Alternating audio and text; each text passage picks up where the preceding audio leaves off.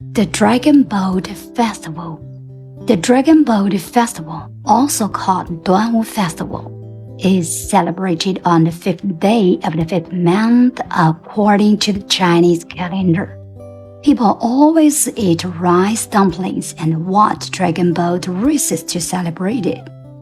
The festival is best known for its dragon boat races, especially in the southern places where there are many rivers and lakes. It's very popular. The rice dumpling is made of glutinous rice, meat, and so on. You can eat different kinds of rice dumplings. They are very delicious. And Dragon Boat Festival is for Qu Yuan. He is known as the minister who is said to have committed by drowning himself in a river.